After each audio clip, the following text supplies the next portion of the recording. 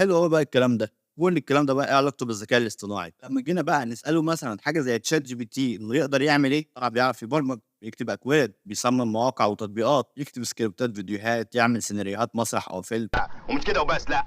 يحدد لك كمان تعمل إيه في المونتاج والإضاءة وكل حاجة تقريبًا. هل بقى نقدر نقول إنه هيبدل البني آدمين؟ هو لحد دلوقتي لأ، بس برضه في حتة خطر لازم تخلّي بالك منه. زي برضه على الجنب التاني لمّا جيت قُلت لك إن الآلات برضه ما بدلتش البني آدمين، هي خلقت وظايف جديدة ناس لازم تتعلمها. وبرضه انتشار الذكاء الاصطناعي هيخلق وظايف جديدة، وهيبقى في صناعات جديدة، كلها أغلبها هيبقى رقمي، فلازم برضه حاجات تتعلمها جديدة. واللي ممكن برضه أبقى أعمل لكم فيديو عن الحاجات اللي أنت لازم تتعلمها وتبقى واخد بالك منها، عشان لو حصل أي تغيير أنت تقدر تخش بسرعة فاهم، ما تبقاش متأخر، عشان ما يبقاش حالك زي حال الناس اللي اترمت من سنة 1800. مع الأسف واقع لازم نعيشه ولازم نجري وراه، لأن ما حدش هيعرف يقف قدام العلم، وهيحصل ثروة صناعية جديدة بنفس الناس اللي بتهاجم الذكاء